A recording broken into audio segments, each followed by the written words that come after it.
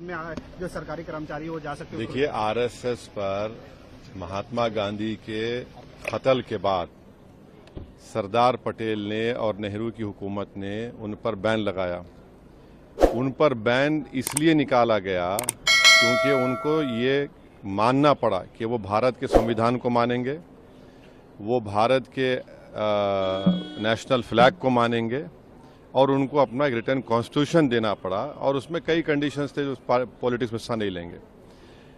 उस ऑर्गेनाइजेशन को आज ये बीजेपी की एनडीए की सरकार ये परमिट कर रही है कि गवर्नमेंट सर्वेंट्स आरएसएस के एक्टिविटीज़ में हिस्सा ले सकते हैं। तो ये मैं समझता हूँ ये बिल्कुल गलत है, क्योंकि आरएसएस का जो मेंबर का ओथ होता है, पहले तो मराठी में था, बाद में उन्होंने उसको संस्कृत में किया, फिर थोड़ा अमेंडमेंट्स किए। वो ओथ आपको कहता है कि वो भारत की डाइवर्सिटी को, प्लुरलिज्म को नहीं मानते, वो तो हिंदू राष्ट्र के ऊपर कसम खाते हैं। तो जो हिंदू राष्ट्र के ऊपर कसम खाता वो तो इंडियन नेशनलिज्म के खिलाफ बात कर रहा है। और मेरा मानना यह है कि जितने कल्चरल ऑर्गेनाइजेशंस है उनको परमिट नहीं करना चाहिए। तीसरी बात यह है कि ऐसे कई कल्चरल ऑर्गेनाइजेशंस हैं जो कम्युनिस्ट आइडियोलॉजी को मानते हैं। ऐसे कई कल्चरल ऑर्गेनाइजेशन, मिसाल के तौर पर जो जमात इस्लामी है। और आखिरी बात यह है कि इस फैसले से बात जाहिर होती है कि ये जो एनडीए के अलाइज हैं, ये लोग क्या कहेंगे इस बारे में भी, क्या वो इसको मानते हैं, उस फैसले को एक्सेप्ट करते हैं, ये उनको बताना पड़ेगा। जो सरकारी कर्मचारी वो जा सकते हैं। देखिए, आरएसएस पर महात्मा गांधी के कत्ल के बाद सरदार पटेल ने और नेहरू की हुकूमत ने उन पर बैन लगाया।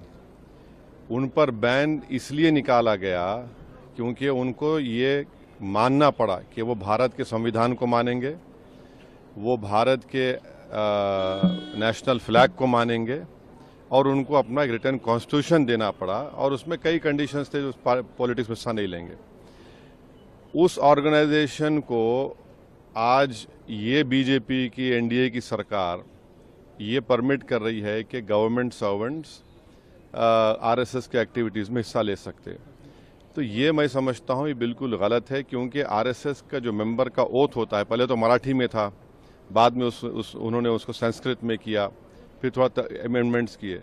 वो ओथ आपको कहता है कि वो भारत की डाइवर्सिटी को, प्लुरलिज्म को नहीं मानते, वो तो हिंदू राष्ट्र के ऊपर कसम खाते हैं।